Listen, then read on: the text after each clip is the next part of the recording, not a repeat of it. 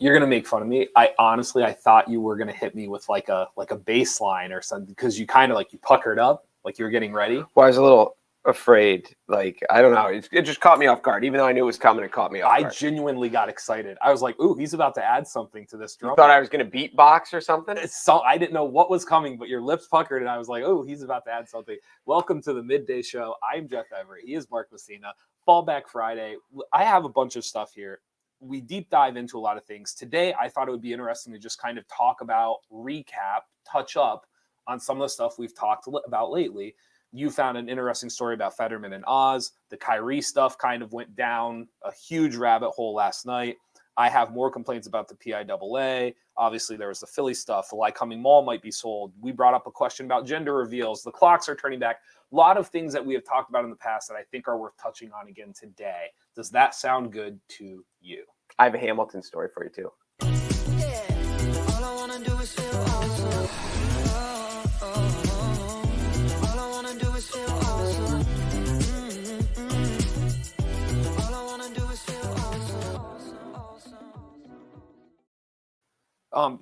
I don't have it written down here, but I think this is a good one to start with. Mark, how are you feeling today? Oh, Mark is good. Let me tell you the quick Hamilton story. Yeah, It's 90 seconds. Okay. I was at a conference, and I had a Vassar 3/4 zip, because my daughter goes to Vassar, which is a little private school up in upstate New York.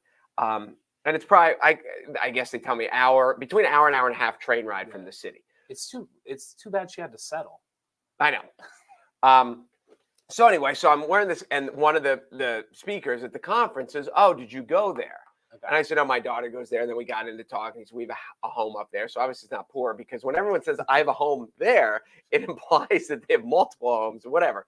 Sure. But so when my son was younger, he was in theater, and he was at this, like, I don't want to say a theater camp, because he was older, like he was at a workshop or whatever. Mm-hmm. And he said they were based at Vassar, but they were doing stuff in the city at times. They're going back and forth. And he said, this is back a couple of years ago, like before people were texting. Because as a parent, the parents will appreciate this. He's like, I only talked to him Sundays because he was too busy to talk to his dad any other days. So if I called on Sundays, he could talk to me.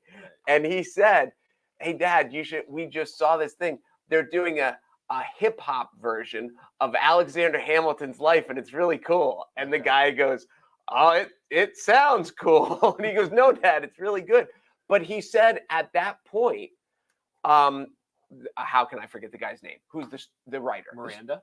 Miranda was not playing Hamilton. He was playing Jefferson. And who was the famous dude that played Jefferson? That guy was Hamilton, because they didn't think Miranda sang well enough. Even though it was his baby and they're like, this guy's just a better singer. You can't be the lead. And they switched it then. They made the right choice. But he said, when he tells it, he's like, my son's like, there's this hip hop version of Hamilton's life. And the dad's like, well, that sounds great. There is an incredible video on YouTube. I don't know if you've seen it, of the first time Lin-Manuel Miranda actually performing the opening track of Hamilton. And he performed it at a White House event. That's what I thought. Okay. He was at the White House. And this is probably, I'm going to go out on a limb and say this was 6 to 8 years before Hamilton actually made it. Became what it is. Okay. And he plays the opening song, and you can tell he opens it up the same way you just kind of did. And Miranda's kind of like, there's Alexander Hamilton, and he embodies hip hop, and everyone kind of laughs. He's like, you laugh, but I'm serious. And he tries to sell it. And so even in the moment of him first creating this thing, he himself kind of recognizes what your story is. It sounds ridiculous. Yes. Yeah. I mean, if you would have said, we're going to make this hip hop version of Alexander Hamilton and the birth of America and the founding fathers, and we're going to do it with all black people playing white people parts, they'd have been like, this is not happening. And then it's the greatest musical of all time. Yes. No, really. Is it the greatest musical? I mean, is it? For me, I don't know. Well, not like statistically. For me personally, it is. But again, I also what I grew up thinking of music and performance, it completely fits into my mold of what I would expect. I get that. I guess in 2050, when you've got, all the greats that have done, Cats and, everything, Yeah. Les Mis and all those that have done it, isn't Hamilton going to be number one? I would think so. I think so too. I just think you still have a huge group of people, and to no fault of their own, and I don't blame them. I think there are people that still can't imagine a hip hop musical being the greatest musical of all time. Yeah. See, I wouldn't even call it a hip hop musical. I would call it a historical musical. That Well, just yes. and the music is so Can we varied. backtrack? I agree. How could you not call it a hip hop musical? I agree it does other things. It is a historical musical. There is singing. Like, it does a lot of things and covers a lot of bases. But I think people are always going to refer to it as, oh yeah, that was that hip hop musical about Alexander Hamilton. See, I don't, because the music, so there's so much of it that's not hip hop. What's funny is everything you're saying. I agree with it. The idea that it's not hip hop though. I get, as he said it, because I don't think I'd ever really thought of it that way. Mm-hmm. Because the people that I've always watched it with and sung it with were me and my kids, and we're not a hip hop family. Well, my son thinks he is, but whatever. I don't know. That is interesting. How many people would? Because I certainly get the hip hop element, and there are lots of songs that are very hip hop. What's funny, but there are lots of songs that aren't not at all. And that's the brilliance of it. Totally agree. What's funny for me is when I watch Les Mis, I enjoy it, but there are times where I have trouble. I don't want to say like hearing it, but I do kind of have to dig into what they are saying and what's happening. But then, like, the first time I watched Hamilton, I was like, that all makes perfect sense. Yep. I was like, I don't need to listen to it. But I feel like there are people older than me that it is a 180. Like, they watch Alexander Hamilton and they're like, I couldn't keep up with it. Like, I couldn't understand everything. And I totally get that.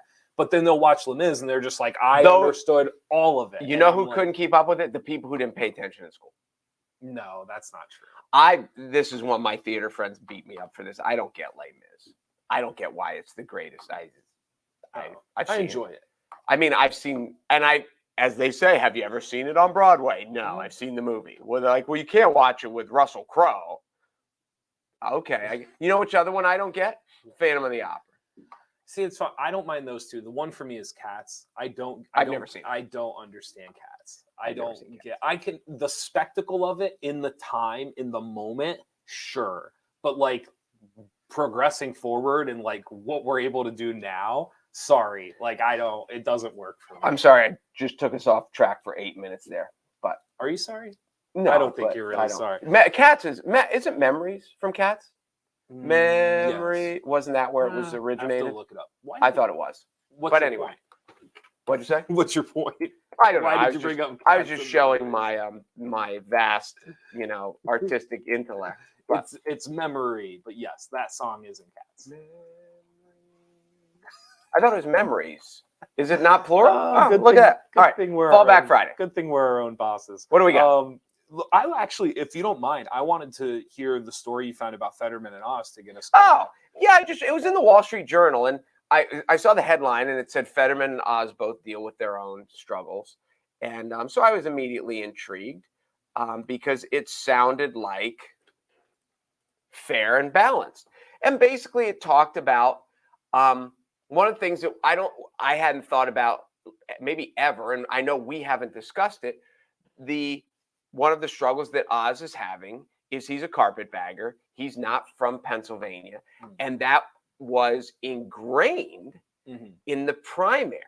Okay. So there are Republican people who are, dyed in the wool red voters who didn't support Oz in the primary because he won by like 1,000 votes or something crazily close because it was so ingrained, like he is not Pennsylvania.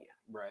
So now he's trying to overcome something that was established by his own party.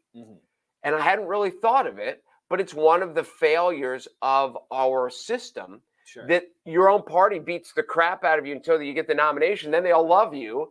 And the rest of us are like, nah. It's like when you see that couple that's like, he's a jerk, she's a jerk, he's a jerk, she's a jerk, and then they're madly in love 2 weeks later, and you're like, wait a minute, Right. you just hated each other. No, it's an interesting point. Can I bring up two things? Go ahead. I want to hear. So there's two things that I don't understand about the Oz being from New Jersey. I understand he's from New Jersey.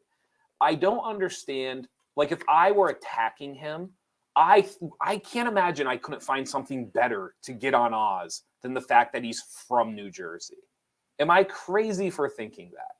Like, to me, that isn't maybe it's simple and it sticks. Yes, I think you are crazy. But I can't imagine that there's not something else you could go after. But don't you? This is my point. If I'm running for something and your best argument against me is that I don't live or I'm not from a specific area, then I would be arguing to people like, hey, like, I must be pretty good at everything else if the only thing they've got against for me is that I live 15 miles that way. Listen, I'm not disagreeing with you, but it works. How many times you've been in discussion, you're like, you're not from here, you don't get it. Well, because I'm not from here doesn't mean I don't understand all the concepts, and we think it's going to work. I mean, that's what's going to be interesting. It works. There are people who are not voting for Oz because he's a carpetbagger and he looks opportunistic. Yeah. So it will work to a degree. How much it works is, but yeah, I agree with you. It shouldn't eliminate. Like, are you smart enough to do the job? Are you going to do the job? And again, I'm not implying that people make your choice. I'm not saying this because I want people to go vote for him or not vote for him. I'm just saying, like, I don't think that would be the first thing I would think of. The second thing that I wanted to point out to you is Pennsylvania is so weird. I've told you the statistic, and I don't know if it's still true. I was just ready to yell out, how weird is it? There is, back in 2010, a study was done, and did you know that more people born in Pennsylvania live in Pennsylvania? Meaning the state retention for its own citizens, born and raised, is higher than any other state in the country. Really? So in 2010, that was true. In 2022, I don't know. Oh, it's still got to be high. But it's up there. But here's the funny thing about Pennsylvanians. If you live in North Central Pennsylvania, do I honestly believe that the person in Philadelphia has the same day as me, the same beliefs as me? Oh, it's a different world. So this idea of like, well, he's not from Pennsylvania. I don't know, like, people in Philadelphia in Pittsburgh don't even, and they can't relate to me and I can't relate to, and it's, so I get like Pennsylvania pride and I love the state of Pennsylvania and I love my hometown and all of those things. But again, it just goes back to like Pennsylvanians are weird in this concept of like, if I drive 2.5 hours that way, it's not even recognizable. It's not even the same place. I'm with you. On the other side of it, they talked about Fetterman and not only the bad timing of the stroke, obviously, and how much that there are people that just like, I would have voted for him. I don't know if I can vote for him now. But also like whose coattails do you ride on? And when you read about the national aspects, there's places Biden's going and Kamala's going and Obama's going. But there's also I guess they said they don't want him in Arizona because they think he'll hurt more than he'll help. Sure. So there's that other aspect where like Oz is trying to fight against this. You're not from Pennsylvania, so you're not good enough, which was established by his own party. And Fetterman's trying to fight against the economy issues, because there's a Democrat in office, even though they're saying that a lot of it's not, it's just cyclical and whatever. So there's a lot of, and the other thing they said too is that nowhere do they think someone's actually, it's not who's gaining ground, it's that Fetterman's losing ground. And that it's not that Oz is really getting more backers. It's that people are worried are wandering away from Fetterman. So it was a very, obviously the Wall Street Journal has intelligent people that write stuff for us. So, but it was very well done, and it was very like, it had no side, and it was just basically laid it out. Like, this is the battlefield, and these are all the components that are making it up, and it was very interesting. A week later now, getting a chance to step away from that debate and getting to watch it and listen to Fetterman and listen to Oz, I found myself, I don't know I've never been a Fetterman fan. I've never been somebody who has loved his policies. Listening to that, I found myself very construed at the idea of I had a ton of respect for him getting up there and trying to do it. But I also found myself like, this is painful. Like, this is really, really hard to watch. And those two things kind of butting against one another. So I will say, as a Republican, I have a ton of respect for Fetterman getting up and making the attempt. I agree 100%. But it was a hard. It's hard. In hindsight now, they would have not debated. I would imagine in hindsight, his camp would have wished that they didn't feel as if. I think they felt like they had to do it. I feel like they thought they had more to lose not doing it than doing it. Now, whether or not that was true, in hindsight is always. And it's funny because I just got a text from Jamie Flick today inviting us to the they're having a election night. Party, I guess. Is that? Yeah, I guess you have a party. I don't know what you call it. Like he's unopposed, isn't he? I mean, Jamie's going to win. Yeah. Isn't he the only one about? But whatever the case may be, we were there when he won the primary. But his opponent would not debate in the primary. I remember that because the opponent thought that the opponent was going to win and didn't need to, and it turned out that it backfired. But one of the crazy things about elections as I get older is that so much of it is made up on the fly that you think there's rules about debates. There aren't. You don't have to debate. You think there are rules about what district you're in. They gerrymander and redistrict all the time. The party that's in power, if they want to mess with the maps, you should see some of the maps. And if you've ever read anything about the bad gerrymandering, that they look at the maps and like, what's the best way for us to win? I know there's a big battle in Alabama right now because the way they redistricted, there's like 7 congressional seats, and there was some number like 28% of the population is black. So it should be like 2/7, but they redrew it so it's going to be 1/7, and they're like it's mathematically almost perfect that we should have 2 black representatives because of that, but they redrew it so you loaded them all into one. Sure. So it happens all the time, and you would think that from election to election the party in power wouldn't be able to manipulate things, but they do, and it happens all the time. Sure. No, I totally agree. Speaking of people who, maybe I shouldn't say that. That's kind of rude. Let's talk about the clocks. Do you want them to? You like that? You see how I saved myself there? Hold up. Now I'm not gonna. I want to know what you're gonna say. No. Maybe we'll save it for later. Can we take a minute commercial break and you fill me in on the punchline? No, yeah, maybe we can. Let's thank Weis Markets. Be sure to get your grocery rewards, your gas rewards, and your Thanksgiving rewards. You can still earn a turkey if you're up for it. You may have to go a little bit more, but you can still earn a turkey. Weis Markets, Weis to go online, weismarkets.com. And the pumps are open in Montourville. Ooh, they are open. They're working. There we go. Good stuff. We talked about, we have clocks here. We got gender reveals. We got Lycoming Mall I wrote down. We have the PIAA. I think the Kyrie stuff is absolutely ridiculous. Let's do, first of all, the clocks. Did you see it's still stalled out?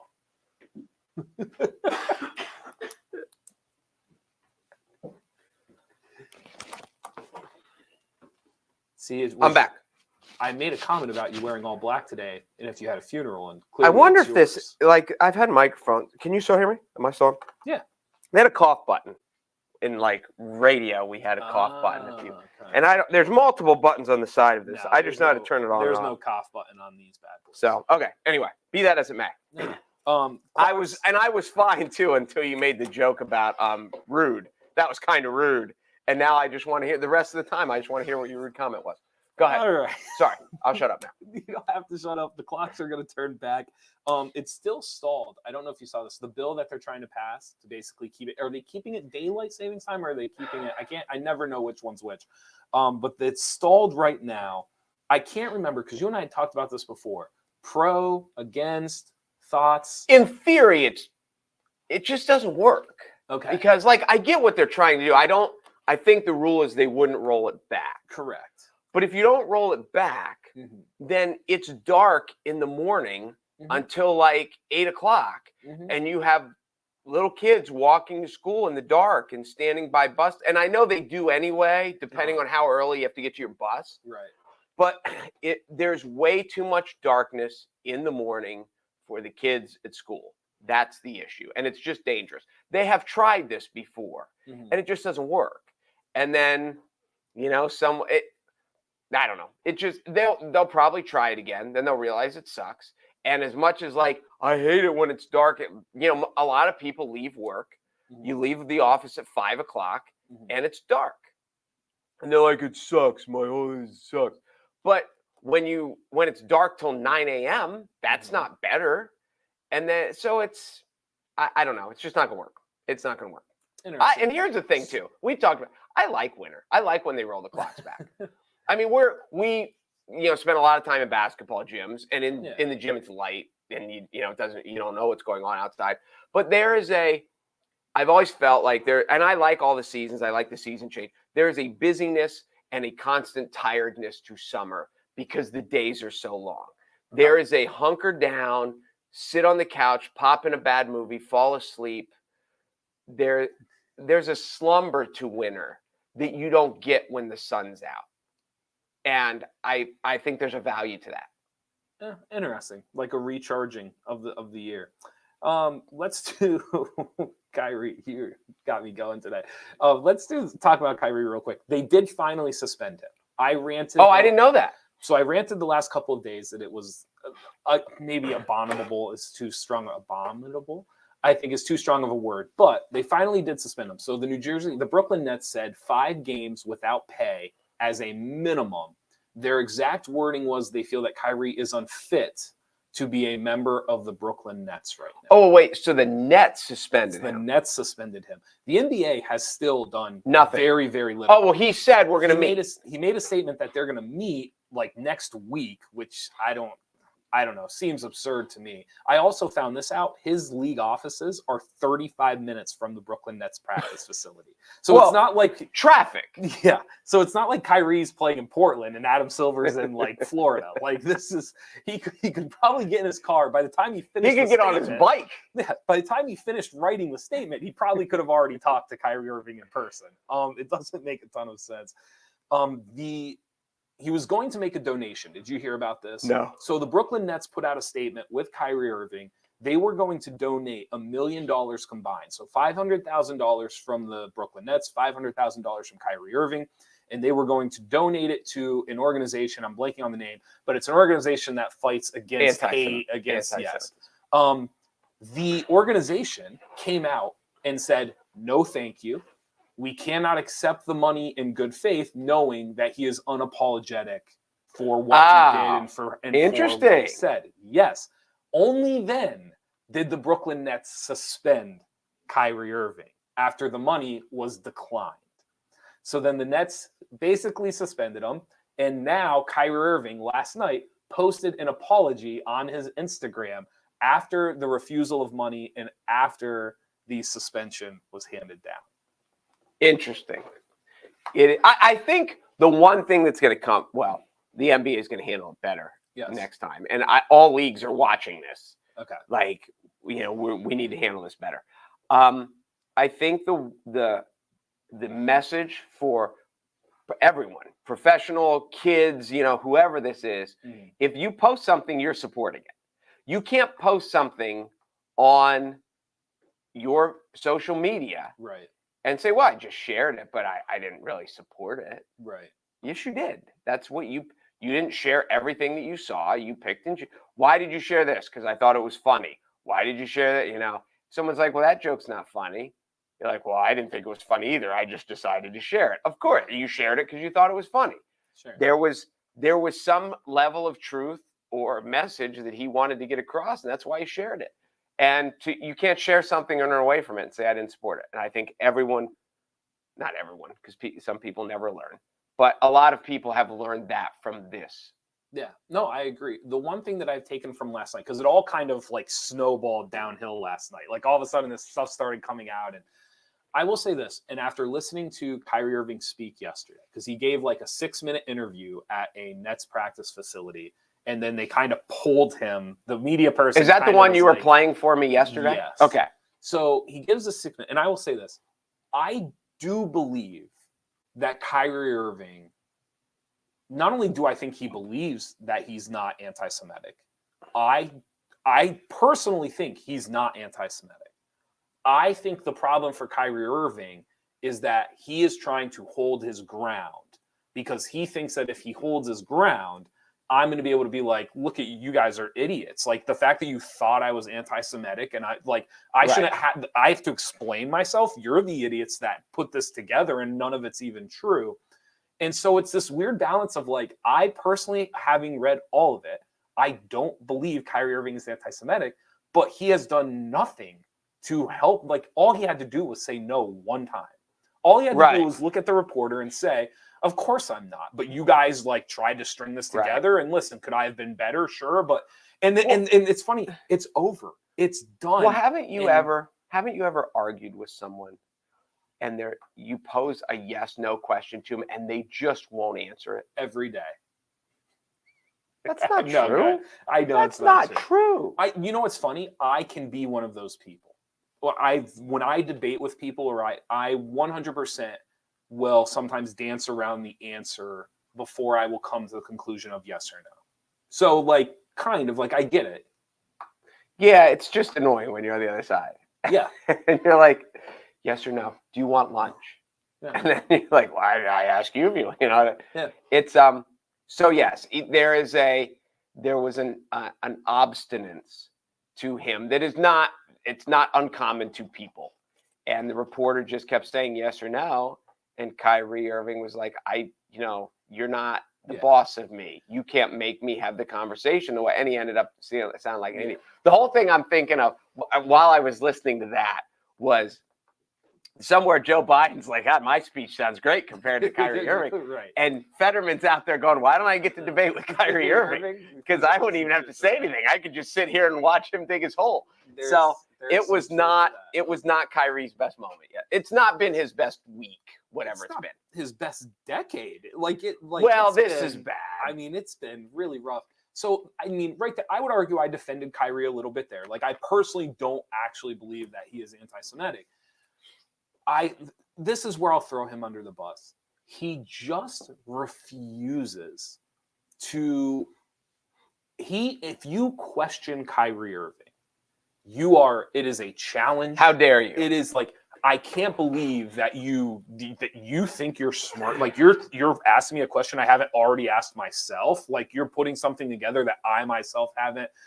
And in his apology, he referred to himself as a beacon of light. And so, like, I sit here and it's like, even when you defend him, like, even when I sit there and I listen, I'm like, you know what? I think he's being stubborn and he's holding his ground. I don't know if this is really about anti-Semitism. Right.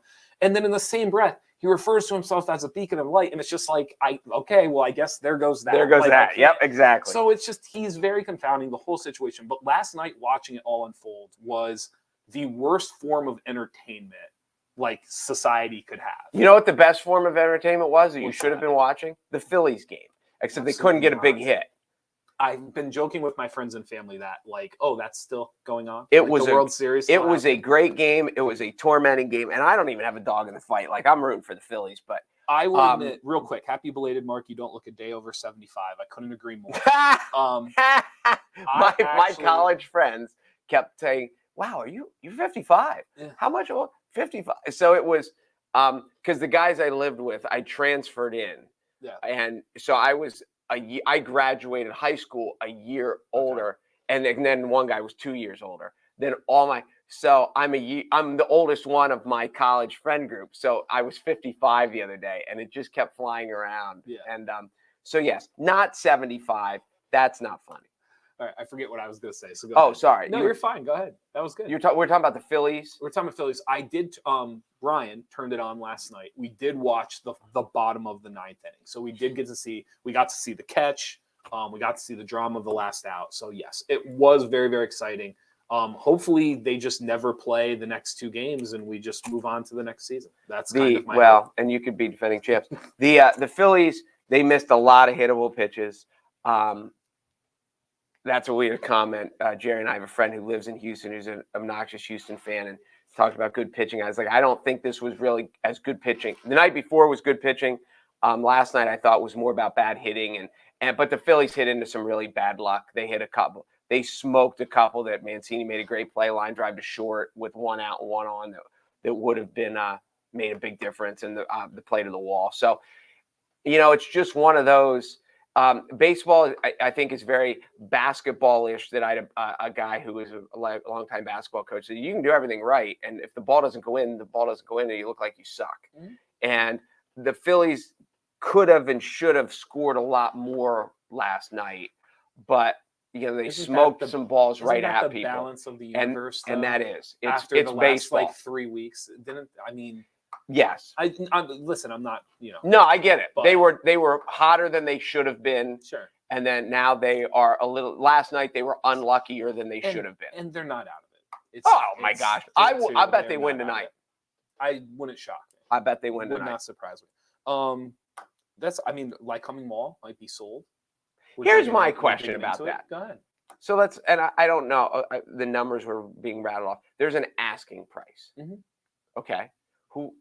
I don't care what the asking price is. Now I know, like, I'm in real estate and whatever. Sure. My first thought is, because I know that the county commissioners are like, well, can we raise $5 million and can we give $5 million? How about wait till it goes to sheriff's sale? Right. Like, what the asking price is $15 million. Says who? Right. I don't care what they're asking. What's it worth?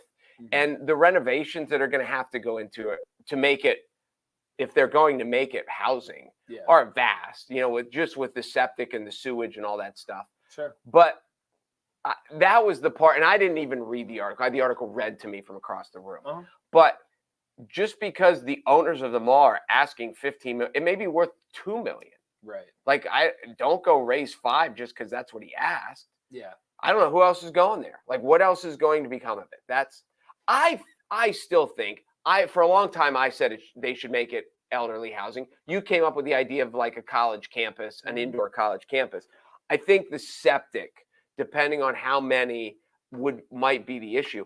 I don't understand why they don't make it another shopping center, but instead of an indoor mall, like the one across the way where Target and all that, and have every store has an outdoor entrance and just use the inside as storage.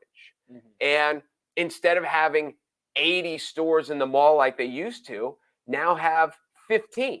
And every store has an outside entrance. Sure. And I don't, because then the stores don't have to pay. I can only imagine what it costs to heat and cool the common areas of the mall. Sure.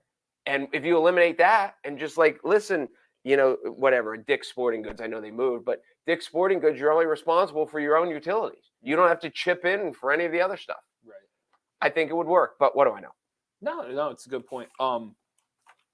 It would have helped if they would have been able to get the Target or something before it went into the other plaza. Agreed. I think what really hurt them is they had some pillars that they held on to a little too long, and then a couple of things that could have been staples for them. Oh, Target would have changed their stars. Yes, and so that's in there. But again, that's hindsight's 2020, like we talked about. PIAA, I'd mentioned you before, football playoffs tonight. PIAA, I don't know if you saw this or not. It was going around on Twitter a little bit. They are struggling. They have had numerous teams dropping out of the playoffs because they're under 500. It's not competitive. They don't want to travel 2 hours to get their butt kicked, all this stuff. I tend to agree. I've always said you should have to be 500 to make the playoffs. But if the rules dictate that you can be 2-8, 3-7, and the rules dictate you can go, I totally understand a coach or a program going for the experience, for the development, to kind of like, this is where we're trying to get to, all of those things. And I totally get that. I think now more than ever, I feel strongly that if you are not 500, you should not be in the playoffs. I don't care about filling out the bracket. I don't care about money. I don't at some point, making the playoffs has to matter. And so I'm not saying it should only be 2 teams or only 4 teams, but there has to be a merit to qualifying. And right now, the way it's set up, there is no merit to qualifying for the district playoffs in football. None. Oh, I agree. In a lot of cases, not just football. I think, isn't it in basketball? I don't know about the girls' side. I think in boys basketball, I think Shikellamy and Selinsgrove are in the district finals already, and we haven't even started yet because they're the only 2 teams in the district. Okay. So like, yeah, it's not a perfect system, and I in looking through, I think the only really good game this weekend is Montoursville Athens. Okay. And the winner of that is going to get probably mercy ruled the next weekend because they play at Danville. So this is a bad weekend of high school football. And I agree with you. I would argue it's a pointless weekend of high school football. I agree. And the thing it does, which I get, I don't know what the bottom line is to the PIAA across the entire state because of all this, but it really, it pushes so many teams artificially a week later. Like I know we had last year, the district finals is the same day basketball starts. So even if you get kids who make the district finals, whether they have a week off in between, whether they have 2 weeks off in between, whether they have no weeks off in between, or whether it goes later, it would behoove the wrestlers and the basketball players so much if they eliminated this first week of playoffs and made it, harder to get. In our District 4, the 2 brackets of 8 could be 2 brackets of 4, and you would lose no teams that finished over 500. Correct. And so now, to your point, you would save you could save a week of the season in District 4, hypothetically. Now, obviously, it has to align with the state bracket and all that stuff. But, I mean, hypothetically, you could save a week of football. Yes. So I don't know. It's just difficult. And listen, I can't express this enough, to any team that is under 500 and is going, I don't blame you. I get it. I support it. I don't blame you because the rules dictate you can. But I just, we have just I also support the ones who don't go. Yeah. Oh, 100%. 100%. Especially in football. You get another sport. You get in basketball or you get in, that you're not going to get physically pummeled. In basketball, if you go lose by 12 or you go lose by 42, it's just. I don't remember the exact numbers, and sorry, I'm not rushing you, but we have to go. The basketball last year, I think I read to you, I think there was 40-something teams in District 4. I think I said you 32 of them made the playoffs. I forget what the exact number was. It was over 75% of teams. Yeah, everybody made the playoff. And so, again, it's just that idea of, we've just kind of lost the merit of qualifying. You getting to 5, when I was in, I'm going to sound like old grumpy, get off my lawn.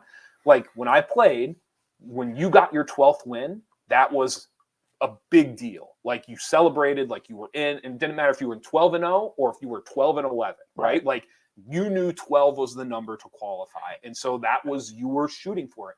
And now it's we got to be top 8 out of 10, and it's that's what we were last year. We had to be top 8 out of 10. So it's 11 now because we only had 22 games. When we won our 11th game, it was a cool accomplishment. Yes. Because we earned our way in. Yes. But we knew we were in. Correct. Because we were, we only had to be top 8. And we saw the standings and we could end up with 8 wins, 9 wins, 10. We're going to make it. Yes. So, no, I get it. It would be interesting to see how the PIAA, if they look back and we're like, well, how much money are we really making out of this? And is it worth it? Financially, it probably is. For every other aspect or reason, it is not. But money's really important. It is, no doubt about it. Thank you guys. Well, here, I want to say this before we go. Do I have 30 more seconds? Yeah, but your 30 seconds is 3 minutes. 45 seconds. So we have 3 minutes. Really big night, because this is the end for a lot of teams. Half the teams that are going to be done this weekend. And as the parents of not just the players, but the band, the cheerleaders, the seniors who the parents have watched their kid do this, it is a very sentimental, bittersweet night. In a lot of ways, it's harder on the parents. And I know the sadness of, and I guess cheerleaders are different because they'll see them cheer in the winner. But for band kids being on the football field at halftime or pregame, and you can't, football is kind of one of the few sports. You can go play rec league basketball, you can play golf, you can play slow pitch softball or adult league baseball and all that stuff. You'll never put the helmet and shoulder pads on again unless you go play college football. So it is this is a bittersweet weekend for parents, and the losses are, I don't want to say, because sometimes it's like there's almost a relief that it's over, that it was a good run and it's over, but there's a lot, it's one of those next stages for parents. Like, I'll never get to see my kid do that again. And it can be sad. This is emotionally, a harder time of year for parents than I ever realized when I was a kid. There. Sorry, I was on more than 30 seconds. You're right. I apologize. You don't have to apologize. It's a very good statement. I'm trying to think how to smile after that. I mean, we're just gonna guess the weather's supposed to be beautiful this weekend. So there you go. Can we end it on And this is the other crazy thing. Yes, the weather is supposed to be good. Yes. There are a lot of kids, and we talked about this, who, if your favorite sport is basketball or your favorite sport is wrestling, there are a lot of kids who aren't going to be devastated that the season's over at all. And it's one of the realities of being a multi-sport athlete. You're going to see kids that all they do is play football and they love football and this is their whole life and they're crying their eyes out. And then you're going to see kids that are like, okay, I got to get on the scale. What do I got to get down to? When's our preseason tournament? Because wrestling is my thing. And it's unique. The high school sports scene, there are many unique things about it other than the final score. And the playoffs bring them into play.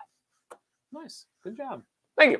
Thank you. Thanks for watching the Midday Show. Be sure to go to NorthcentralPa.com for all of your local news. And thank you to Weis Markets for being the title sponsor of the almost Emmy-nominated Midday Show. Soon to be Emmy-nominated. Soon to be. Coming in Soon to be Emmy-nominated. Oh, one last thing. Did you know it's the first time the Eagles have ever been 8-0? Did you know that they've played nobody, and I don't know if they're that good? They played us. We had a backup quarterback, but they played us. I'm Jeff Everett. He's Mark Messina. 8-0, still 8-0. I mean, I hate him too, but come on.